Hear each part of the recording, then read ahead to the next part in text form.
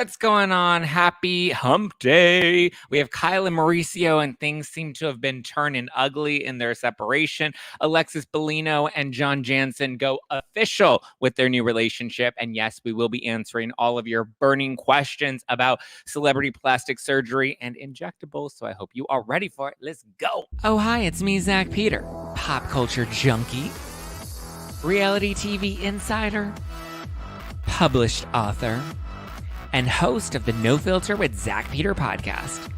Here I'll bring you all the latest news on the Real Housewives, deep dives into celebrity legal scandals, and unfiltered combos with your favorite stars.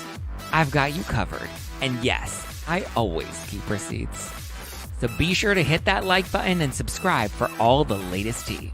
Now, let's dive in.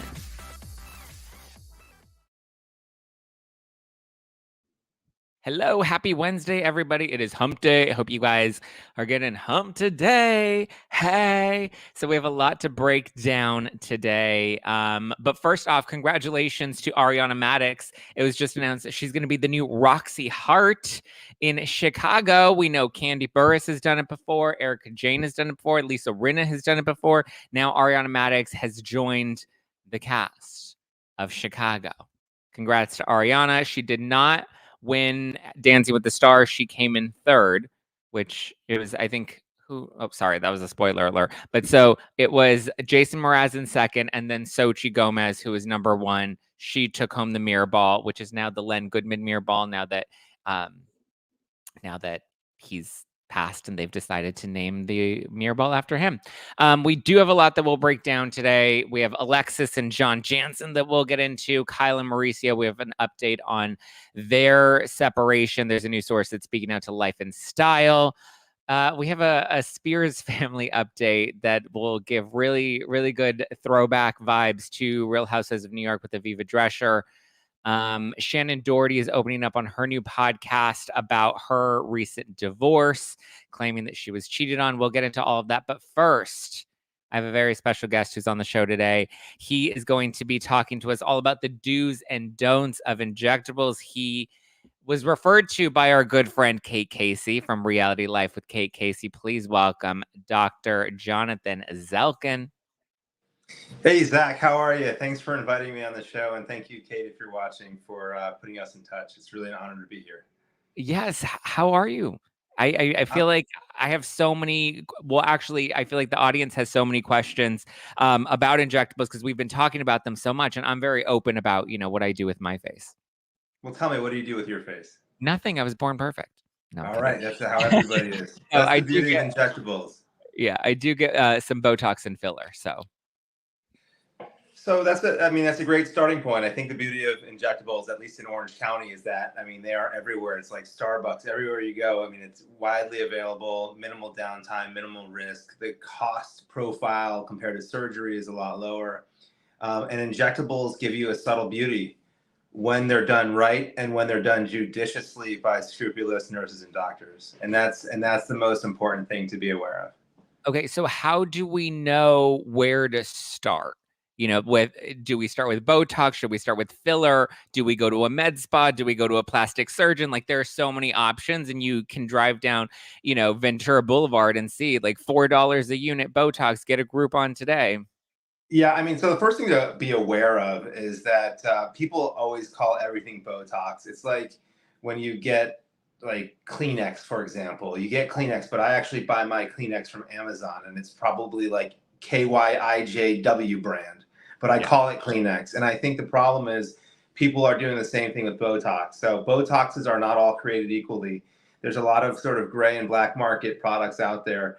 We pay $7 a unit for Botox. That's our cost as a practice. So you got to be aware that when you're seeing $4 a unit Botox, there's something going on because everybody's got to make a profit at the end of the day. So, to be aware of the cost of the product from Allergan is an important starting point. And if prices approach that level or go below it, something is wrong. Because nobody wants to do this for free. We all love our patients, but nobody wants to do it for free. Yeah. The other question you asked was, when do we start? An old mantra is like, the best way of preventing wrinkles is never to have them. I'm getting to the point, I have ready access to it, but I haven't done Botox in a while. And the problem with that is I'm starting to get these static lines. And once you get the static lines, it's kind of hard to fix that. So that's why people recommend starting Botox earlier, is to prevent the lines from kind of sinking in. I've heard it be described as like when you fold a piece of paper, you can't really unfold it. So you want to make sure you prevent it, right? Yeah, you can sort of unfold it. I think when you get to an early point of what we call static creases, you can probably soften it by being pretty good about being regular with Botox, and it will go away. But once they get folded and pleated, and we see that especially in the neck, even with a facelift, you can't tease those out. So, I think I started doing Botox as a resident in my 20s. I think as a good rule of thumb, it's okay to start in your 20s, even though that seems really, really young. For the very reasons we talked about, the best way of preventing wrinkles is not to have them in the first place. Yeah, I started doing it a couple years. I'm 30 now, but I started just very slowly with Botox. Well, actually, You don't look a day over 26, by the way. But maybe it's the lighting. Probably the lighting too. What are the differences? Because there's like Botox, there's Xeomin, there's Jeuveau. Which ones do you recommend, and how do we know which one might be right for us? There are so many products, and it's overwhelming to patients. I think when it comes down to it, the material is the same. It's onabotulinum toxin, which is a toxin that is, when unbridled, it can kill you. But when we control it and put it in little vials and we target it towards specific muscles, it works favorably. So you want some degree of regulation, because this is a toxin. This is an agent we're putting in our bodies. I think the market share goes to Allergan. Is Botox. Yes, you said Xeomin. There's Dysport. Dysport is a smaller molecule, so it sort of diffuses more than Botox. All of these sort of have a similar lifespan between 2 to 4 months, depending on your metabolism. I go through it in like 6 weeks. I'm done. I have like biceps for my forehead.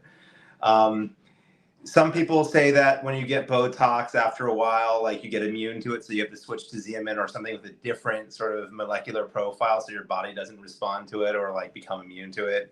But the truth is, our practice exclusively uses Botox. I know that there's a lot of other products available. More recently, a long-lasting Botox alternative was presented to the market. It doesn't, in my experience, in our practice experience, it doesn't last any longer than Botox. So there's a lot of sort of, advertising and things like that. At the Zelken Institute, my nurse, Mickey Omori, and myself, we stick with Allergan's Botox. When people request Dysport, we'll do Dysport. It's good for a diffusion in the forehead and other areas. We offer Xeomin, but the other products we don't particularly offer, so I can't really speak to it. But there's a lot, and they all kind of do the same thing. Okay. Marie says, I just heard once you start Botox, you have to stick with it. It's kind of something, there's maintenance, right? It's not like forever. But we can sort of unwrap this question in so many different ways. Like once you start, she asked, is she saying Botox, like brand name, Allergan Botox with a little R circle around it? Or is she saying Botox? She just means injections. Yeah. Injections. I agree with that. I mean, you don't have to stick with it. So say Marie, for example, based on her last name, if she is Chinese, a lot of Chinese patients have a wider mandible and they like Botox injections in the masseter. And we noticed that when you do a first injection into the masseter for slimming of the jawline, it takes a lot of units to get that big muscle to come down. And as you continue to be regular with your doses, that muscle gets weaker and weaker with time and requires less and less Botox. So in that sense, yes, if you stick with it, your dose should be expected to go down each time you do your refresh to get the same result over time. And if you stop, theoretically, that muscle can grow again. There is no medical evidence that you have to keep doing it, but this, we call it tachyphylaxis effect, where the more you do it, the less you need, is something to keep in mind. I think that there is definitely truth to it. I see Kelly's question too. Should I answer this, or do you want to present it? No, go for it. Yeah. Kelly's asking, I'm 64. Is it too late? Is there a cutoff age? It's never too late. It's a great question. I mean, usually the harder question is when do you start, like Zach asked before. Is it too late? I think it's totally worth trying. I don't think it's ever too late to start. If it's ineffective, if it doesn't give you the result you want, or more probably it lowers your eyebrows because it's weakening a muscle that raises your eyebrows, you may need other adjunctive procedures like a brow lift. so you can enjoy the benefits of Botox on wrinkle prevention without having the side effects of having a descended brow. So it's not that it's too late. It's just that will it be enough is a better question. And I think it's totally worth starting now, Kelly. And so I think the other misconception when it comes to injectables is sometimes we see like celebrities that are super crazy. They have really high brows or they just look a little overdone. And people think that if I get Botox one time, that's it. If it's botched, I'm going to look crazy. And so Botox doesn't last forever. The word botched is kind of a trigger, I think, to a lot of plastic surgeons. I think it's overused. Botox, you can't really botch somebody with Botox. I think you can get asymmetries with Botox. I think you could be under effective with Botox. I think there could be a subjective sense when you look in a mirror that I don't like the way I look. But it's kind of hard to botch somebody with one exception, two notable exceptions. If you inject near the upper eyelid, it is possible for the Botox to actually dissect through a plane into your upper eyelid and paralyze a muscle that opens your eyes. So you can get one-sided or two-sided, we call it lidtosis, where your eyelid droops. And that's very noticeable and ugly. The good news is there's treatments for it if that happens. And the better news for it is Botox only lasts, like I said, 2 to 4 months. So it will go away with time. The other thing I see is, and you've seen it too, especially in Orange County, is people do this combination of Botox and fillers around the mouth that makes your mouth look sort of mask-like. Yeah.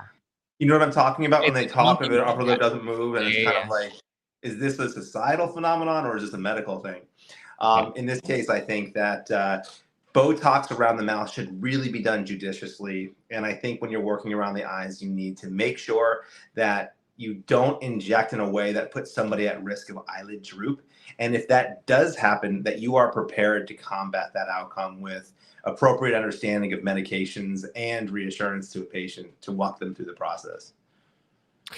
Yeah. And it's conversation that you need to have with your doctors. I personally tell people don't go to med spas, like go to somebody that specializes in, facial cosmetics, because I don't know, I've heard and seen too many med spa stories that I just personally, I wouldn't.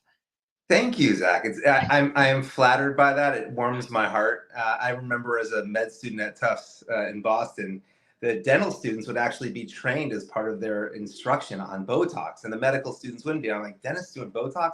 And then, fast forward 10 years, and med spas are everywhere. They're kind of unregulated, to be honest with you, despite everyone's best interests. I mean, they're everywhere.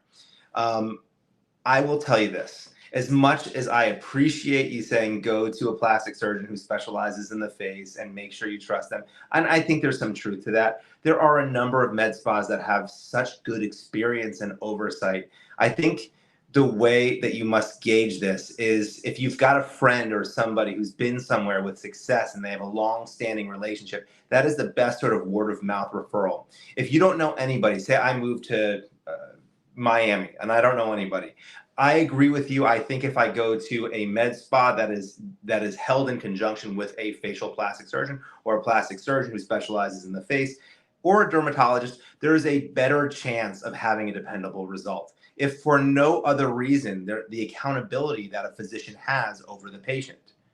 I think a lot of times when you're not a physician, there's less accountability at times. But I also think that there are so many great med spas out here that I trust and I would send my family members to. You asked me about the do's and don'ts of injectables and stuff like that. I think the trap that people fall into is confusing fame, and especially social media fame, with skill and safety. I think the more social media famous or Insta famous or TikTok famous you are, the more of a draw you have to the masses. That's one of the benefits. That's why people become famous. It's a huge, huge marketing tool that's free in so many ways. But the problem is when you get too busy, first of all, you may get famous for the wrong reasons. People who are Insta famous are famous because they're putting interesting media, interesting stories up that people want to follow, not because the results are great.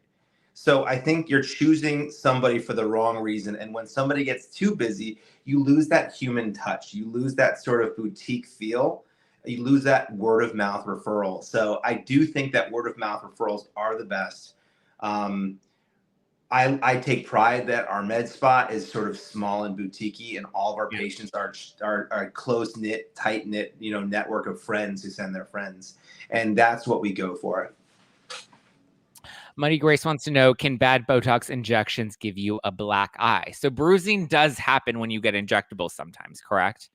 Yeah, I didn't really mention that. And it's funny that you say that. That's a really good point. I'm thinking about botched in terms of bad sort of long-term outcomes. But in the short term, yeah, I mean, we're using needles to inject this material.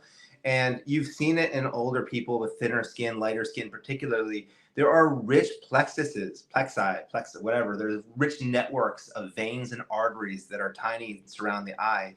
The dark circles we have under our eye are there because there are veins that are so close to the skin. They're so small. These needles can definitely puncture these veins. And when they do, you get a little bruise. That bruise should be self-limited in the absence of tendencies towards bleeding, or if you've been drinking a lot of wine or something like that. Those bruises are typically self-limited. In our practice, we'll give patients something called arnica to help the bruising and swelling, and we'll instruct them not to do any heavy lifting or strenuous labor for 2 to 3 days. And that seems to help. Avoidance of like aspirin and blood thinners and stuff like that is also something. We do our best to avoid the visible veins when we're doing our injections, but sometimes they're not visible. And sometimes it's in my case, it's always the last injection I do that gets a little bit of a bruise. So it's not uncommon to have them. Again, it's all about mitigation of outcomes. Yeah, I've had bruising before when I've gotten under eye filler, and I definitely bruised. And listen, and that was also my bad because I was like, it's fine, I can have a couple cocktails. I was drinking throughout the weekend, came in for my injectables on Monday, even though I was told not to drink over the weekend and limit caffeine and not have any blood thinners, and I bruised. And like that's just something that happens. You have to find yourself a good concealer and learn better for the next time. Yeah, and we do offer sort of skincare products that have concealer in it and stuff like that, so it's a little bit more subtle.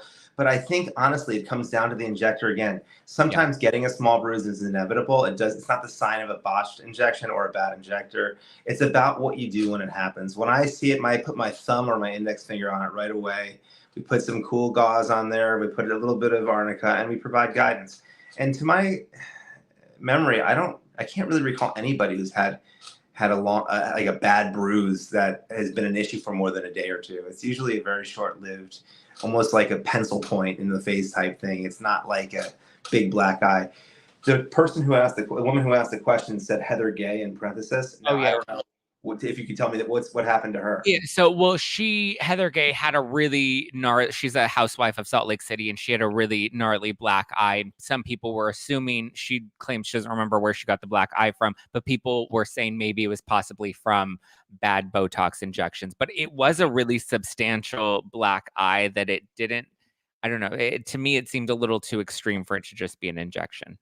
Yeah, I wouldn't want to surmise on that, but usually when you get Botox injections, the black eyes you get tend to be pretty localized, maybe a few millimeters by a few millimeters. Yeah, no, this one was a pretty intense black eye. Yeah, I mean, I'm not going to say it's not, but that is not. I would not attribute that to Botox injections. Just looking at that picture. Dana wants to know, what do you think about the peptide GHK-Cu injections for 6 weeks for collagen production? I can't speak to that. That's not my specialty. We don't offer that product, so I don't want to jump in on something that I'm not an expert about. Well, let's talk about filler really quickly, because filler and Botox are different. Botox paralyzes the muscles. Filler kind of is it hyaluronic acid that kind of just like fills in underneath the skin? Yeah, there's different types of fillers. Fillers are hyaluronic acid is the most common type in the U.S. right now. It's basically joint fluid. It's what we have in our knees and stuff like that. It's a naturally occurring peptide. And it's wonderful because it can absorb water and actually get bigger than what you actually inject initially. It lasts for a while. It is compatible with your own biology. There's very few allergic reactions to it. And God forbid you hate it, you can dissolve it. So hyaluronic acid is a wonderful substrate. There's other ones too. There's calcium-based ones called like Radiesse is calcium hydroxylapatite. There's collagen-based ones. My favorite filler, believe it or not, it's surgical, but it's fat. You could also use fat. Oh. The permanent option, and you can also use implants that are made out of either silicone or porous polypropylene, which is a plastic. So there's a lot of really cool options. But let's talk about the common commercially available fillers that we call injectables, the hyaluronic acid ones and the hydroxylapatites. Just so I don't open a can of worms here.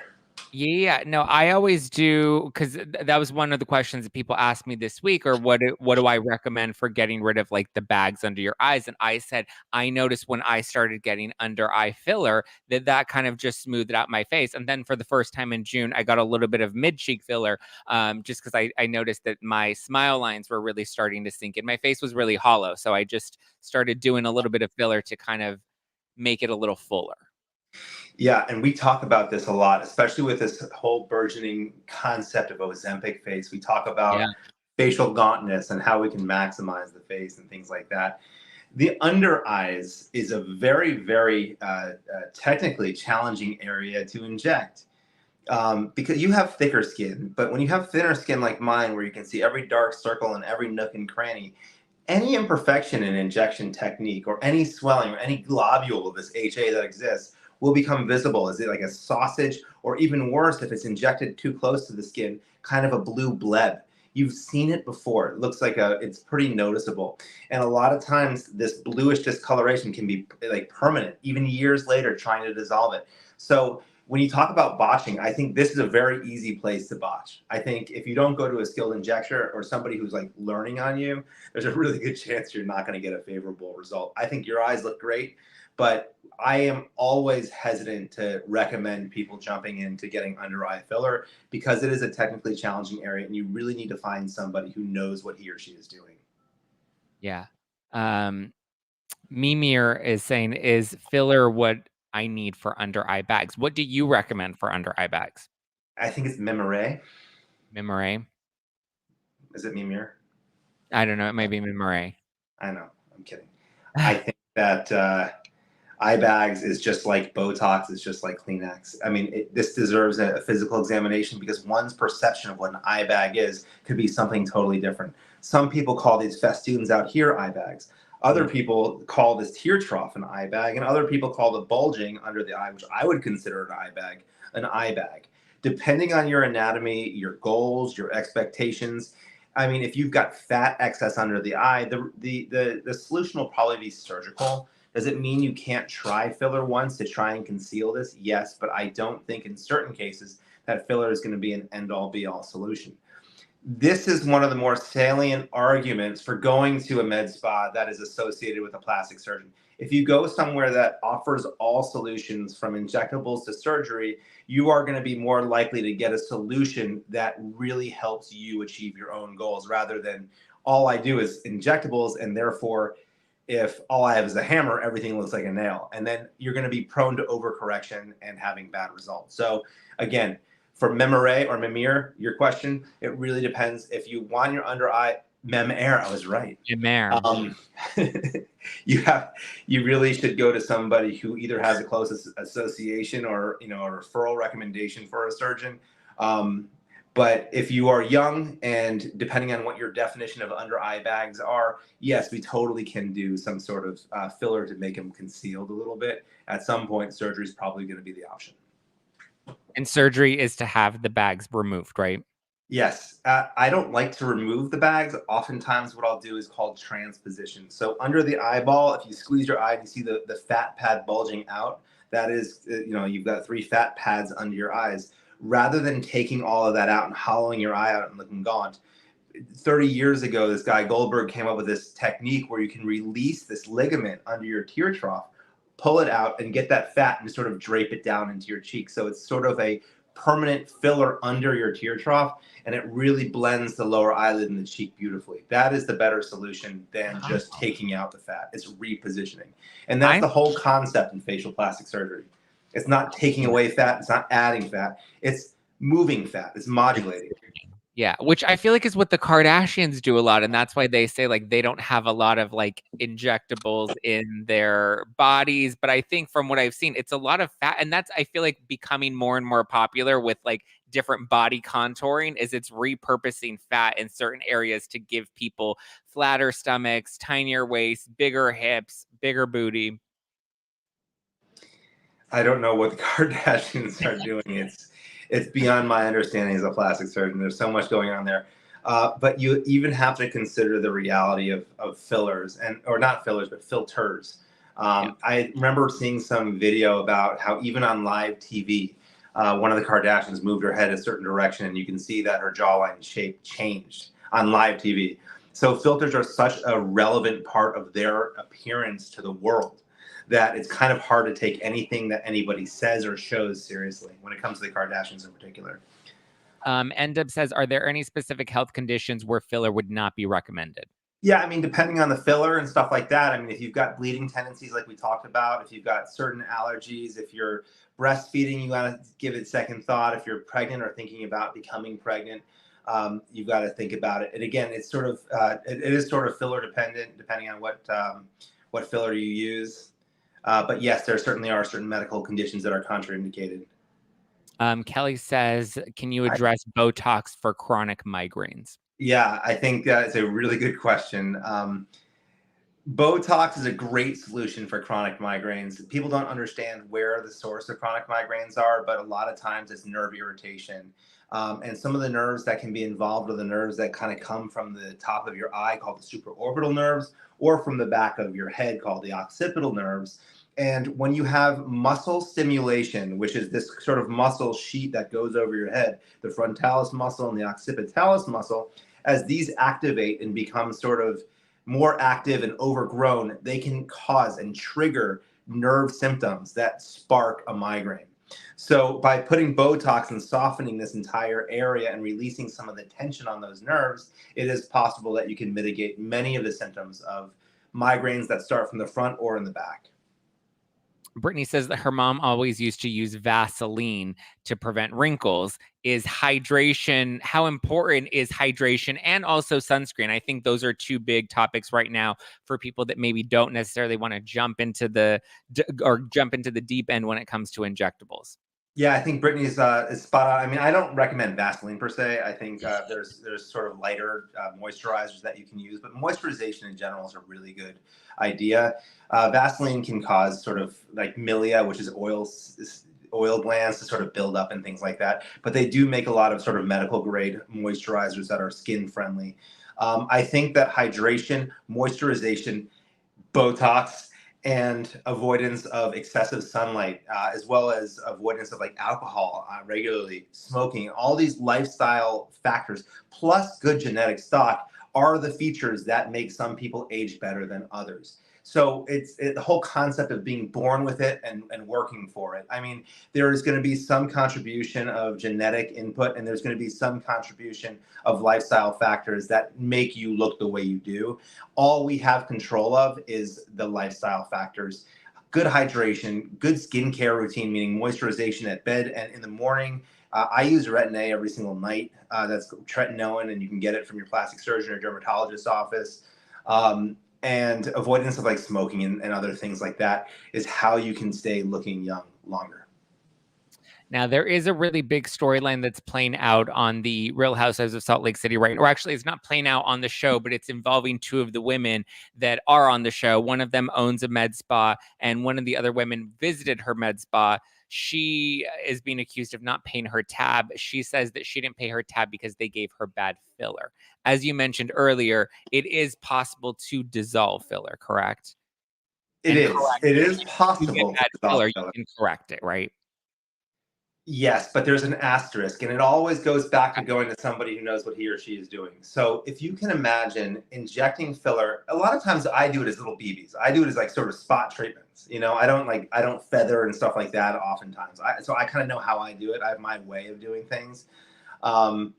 But there are fillers, number one, that can't be dissolved, like Sculptra you've probably heard of. We talked about Radiesse before. But if you're using a hyaluronic acid filler and you can see an obvious buildup, you can stick a needle of something called hyaluronidase in there, inject it, and you can cause it to sort of dissolve. I mean, right away, you can see this area kind of goes away. You're injecting volume, so it's not necessarily going to just like that snap away, but it feels softer, and the next day the patient's better. Where it's harder to dissolve is chronic filler. People who've been doing it for a long time through different multiple injectors, you don't really know where someone's gone. So the easiest filler to dissolve is the one that you placed yourself, because you can kind of target where you've done it. You know where you do it, and just do the same thing again with the antidote. But if somebody's coming to you having had an injection elsewhere, you know, in another country perhaps, it becomes a lot more difficult and less predictable. So we should be not jumping around from injector to injector. We should probably find a home base and stick with that. Ideally, you would. Ideally, you have somebody who can hold your hand through the process, because not everything always goes smoothly. And so when you're going, you know, if you're visiting Miami, hey, well, I'm here, let's do it. It's great. It's fun. It's a great experience. But again, it's all about accountability. If someone's not there to manage a complication should it occur, you're sort of left in the dark, and you're paying now more than twice as much as you paid, because you're paying somebody else to try and figure out what that last person did and correct it. Does that make sense? Yeah. So I think continuity of care is super important. And one thing that I always tell people is start slow. Like, start with a little bit of Botox, start with a little bit of filler, see how you like it before, you know, jumping into the deep end. Yeah, I think so too. I think Botox, you could honestly, I'm not going to downplay Botox, not for a second, because it can hurt you. Okay. Botox, if you give too much, it just lasts longer, which is probably a good thing. It's good for me. I take about 60 units. I don't inject more than 30 to 40 on my patients. I need like 60, because I've done it for so long, and maybe I just have a huge frontalis muscle in my forehead. I don't know. People are different. People metabolize the product differently. Some people swear it doesn't work on them, and it's true. I have patients who will try 3 different neurotoxins and they still have activity. So everybody's biology is going to be different, but start small. It's less expensive to start small. You get a sense for how it works with you, and you can work your way up there. Fillers, unlike neurotoxins, I think become a really slippery slope, because as you look at yourself in the mirror, especially head on, your thermostat changes. Your baseline recognition of self changes. And what would be a huge fat lips initially becomes normal to you. And then you keep wanting more and more and more, with little recognition that the outside world is starting to look at you funny, even though you are looking at yourself and perceiving yourself as needing just a touch more. So I think filler, unlike Botox, can easily be overdone. And that's where we usually like to start off in smaller doses. Yeah. And then, because then a lot of people get that like pillow face where they just have one big round face, or they start to overfill their cheeks. Filler fatigue is a concept that Kate Casey and I briefly talked about years ago, about sort of doing a show together on, or something like that. Filler fatigue is the most unsightly and difficult to correct, irreversible condition that can arise from, again, injudicious injectables. If you do too much, if you're starting to put silicone in your face, if you're going, you know, people do that. If you're putting different types of filler in there, your body forms scar tissue around it. If there's a subtle infection, your body's going to create scar tissue. And what used to be a dissolvable substrate now becomes enmeshed in scar tissue. And it disrupts lymphatic drainage, that's swelling drainage. And so you get this sort of localized lymphedema almost, where you get this sort of pillowing of the soft tissues. It becomes an irreversible problem. And I've done, on my YouTube channel, I've done a few like celebrity gossip type videos in terms of people speculating, you know, certain people getting facelifts and stuff like that. If somebody had a really bad facelift, somebody's had really bad plastic surgery, in my experience, what is normally seen is bad filler. And people always call it bad plastic surgery, but when you see bad plastic surgery, it's usually a pleat or a bad scar or a pulled down ear. When you see somebody like Madonna, for example, who becomes unrecognizable, I think that's more likely to be filler than to be an excisional or tightening surgical procedure. It makes your face bigger, not smaller. And so is something like what Madonna's done, that's reversible though, correct? I mean, I would imagine with the constant stretching of the skin, there may need to be a little bit of a facelift, but you can come back from overfilling. I would posit that it's treatable but not reversible. I think a lot of times when you get this chronic scar tissue and lymphedema, it's not something that's going to autocorrect. It will improve, the swelling, the inflammation will go down with time. And a lot of times, like I think even Demi Moore, when you saw her on a runway 2 years ago, she looked unrecognizable, but all of a sudden, years later, she starts to look better. I think a lot of that is resolution of inflammation. I really do. But that's not going to be corrective innate. It's not going to like totally go away and you're going to be back to normal in a few years. I think that there is, every time you do an injectable in your face, you are creating some degree of permanent change that at some point will go over that tipping point to irreversibility. Yeah. And so just act with caution. Act with caution, act with restraint. I mean, the good news is fillers are expensive, so it's kind of hard to just like keep doing more and more and more. We had a med spa in our practice about 7 years ago who would do sometimes 10 syringes on a face, and it was kind of crazy. And you'd be like, wow, that's a $10,000 procedure. That costs as much as almost a facelift at the time. And so it's like, but most people are going to be restricted by the fact that a syringe is about $1,000. And this takes me back to the point that I made earlier about Botox. When you are paying for discount fillers, just know that a syringe of like a 1 cc syringe of Botox is anywhere from $250 to $450 to a practice. So if you are paying less than that, just understand that there's something fishy here. Yeah. Dr. Zelken, thank you so much for joining us this morning. I know you have a busy day ahead of you, so we won't keep you any longer. But if people do have additional questions or they want to learn more or maybe even come in for a consultation, where can they find you? I would love that. Thank you so much, Zach. It means the world to me. Our Instagram page, you can always send us messages through Instagram at Jonathan Zelken MD. We have a YouTube channel, Jonathan Zelken MD, predictably. And we are in Newport Beach, California, 1617 Westcliff Drive, above Kit Coffee, if anybody knows where that is. Feel free to come in the office anytime. We would love to see you. Thank you so much. Thank you so much. Have a good one. All right. Bye. All right, guys, that was Dr. Jonathan Zelken. You can check him out. He's in Newport Beach. Recommendation through Kate Casey. Kate Casey, host of Reality Life with Kate Casey. So now that we had all of our injectable questions answered, hopefully you were taking notes. If not, you can always listen back to this or just visit Dr. Zelken for a consultation. But one of my favorite wellness hacks right now, before we dive into the rest of the tea, one of my favorite wellness hacks I've been wanting to share with you guys, I've talked about it a bit, and that's dose for your liver.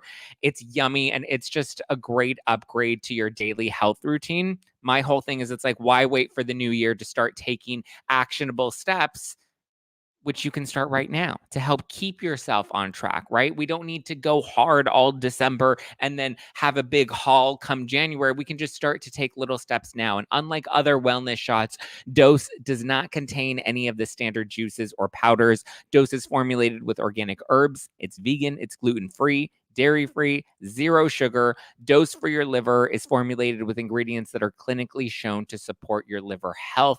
I'm talking about potent turmeric, milk thistle, dandelion root, ginger, all good stuff for your liver. If you guys want to give Dose a shot, it's a delicious, yummy drink. It tastes like a glass of orange juice without all the sugar or junk in it. Just good, clean ingredients that are great for your liver. If you want to give Dose a shot and invest in your health, Dose is offering No Filter listeners 15% off your first order, plus an additional 15% off if you subscribe for a monthly delivery. That's 30% off total, your first order. Go to dosedaily.co/nofilter and use code NOFILTER. That's dosedaily.co/nofilter and use code NOFILTER. All right, let's see. Let's start with OC news. We have People Magazine that is confirming exclusively that Alexis Bellino and Jansen are dating. Yes, they are. Shannen Doherty. Somebody better grab her keys. Somebody better call the Paw Patrol, make sure Archie is okay. But Jansen and Alexis Bellino have started dating. They're not using labels. They're not calling each other boyfriend and girlfriend, but they are exploring things. It's new. They apparently bonded over both going through recent breakups. I know she was recently engaged. He was with Shannen Doherty for a while. Vicky is not happy about this. She was ranting about it on Twitter. She tweeted that she's disgusted and she will not be holding her tongue. So, I mean, my thought is, like, when do you ever hold your tongue, Vicky? But okay, we believe you. And Kelly Dodd, I believe, came out and said that Alexis will not be joining the new season of Real Housewives of Orange County. I believe it was like a money dispute. I've heard a couple of different things. One was it was related to her child support, and two, it was related to her, getting lowballed. I think they wanted to bring her in as a friend of, and I mean, come on, if she's gonna be stirring the pot that much and she's gonna be dating John Jansen, then yeah, I would imagine offering her a full-time spot is the right thing to do. I revealed the two newbies, who was Heather Tuck and Katie Janela. They'll be joining, or they're set to be joining the new season. Unclear if they'll just be friends of or if they'll be upgraded to orange holders. I believe statuses are still kind of up in the air. As far as I've heard, there are no talks between producers and Vicky Gunvalson, and I don't believe Vicky will be back next season. That's my own personal speculation, but from what I guess the thing is, we haven't really heard anything. Heard about the newbies, heard about some of the veterans returning, heard about, Alexis being offered to return. I believe Gretchen, I've heard Gretchen's name tossed around a bit. I don't know if they're officially bringing her back. I know she just did Real Housewives Ultimate Girls Trip season 4, but that was the Brandy and Caroline season. And right now we don't even know if we're going to get that season back. So we'll see what happens. But as of right now, I don't think Vicky will be returning, nor do I think Alexis will be returning to the show. Okay, let's talk Kyle and Mauricio, because according to Life and Style, it looks like Kyle and Mauricio, though trying to maintain a family unit, they are dunzos.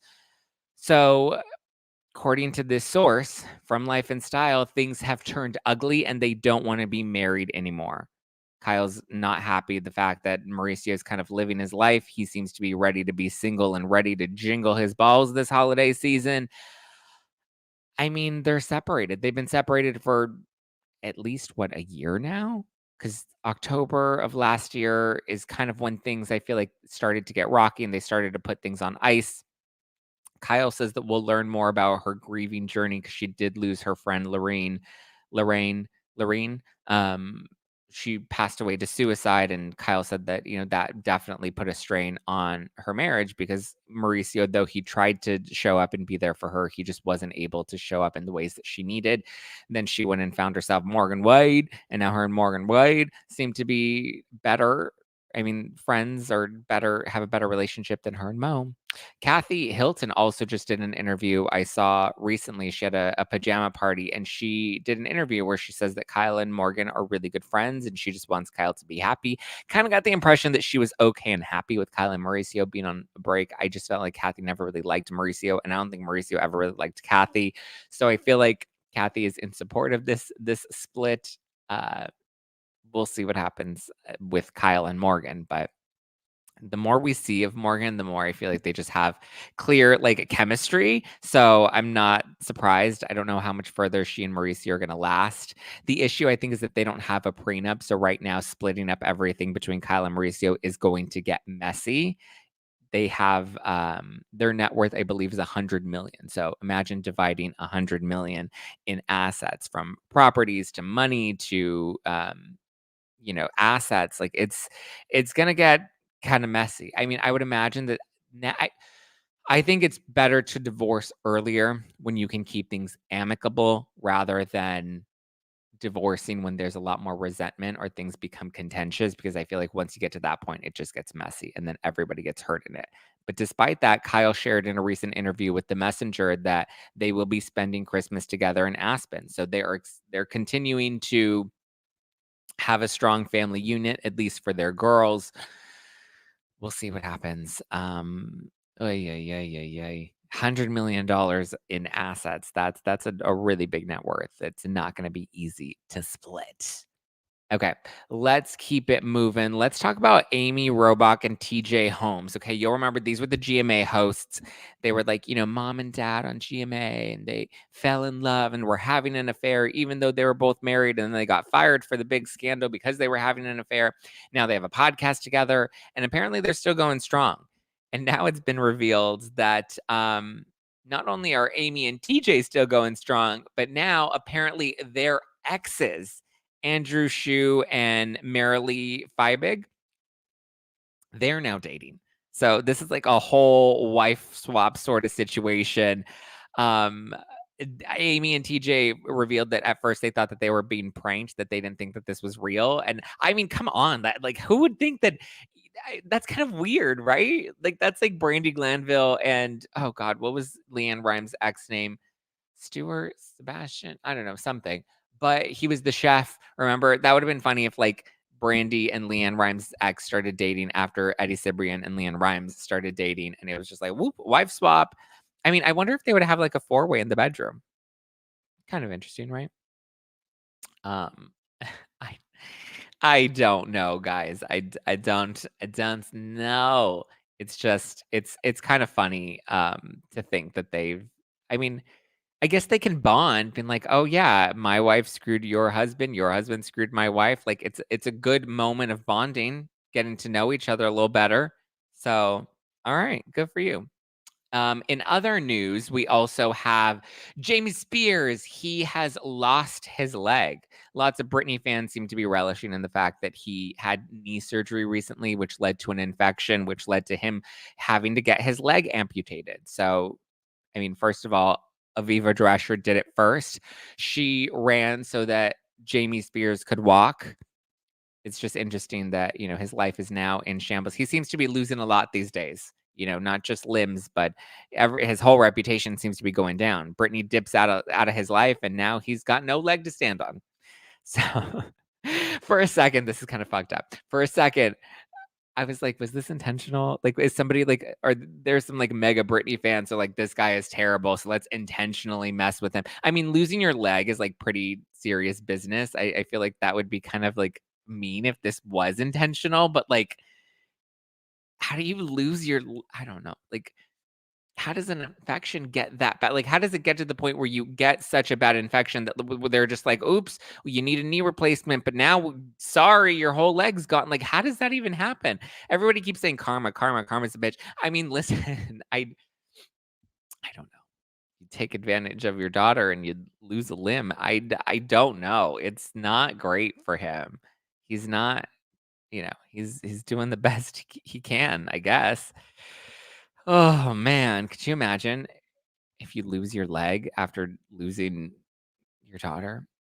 Um, yeah. We, as I mentioned at the top of the show, had the Dance with the Stars finale. Lisa Vanderpump was there to support Ariana Madix, and she revealed that she has her new show, Vanderpump Villa, that'll be coming to Hulu very, very soon. Everybody, get ready.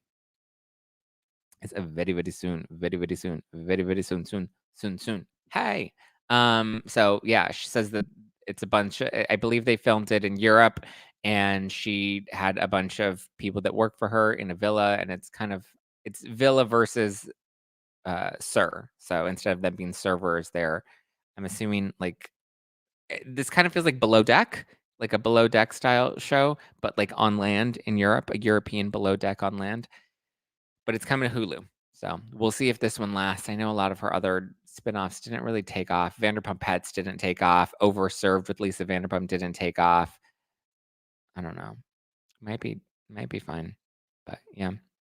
Let's talk about Shannen Doherty. So Shannen Doherty opened up about being cheated on. I didn't even realize Shannen Doherty was getting divorced. So on her new podcast, she launched her first episode today, or at midnight last night.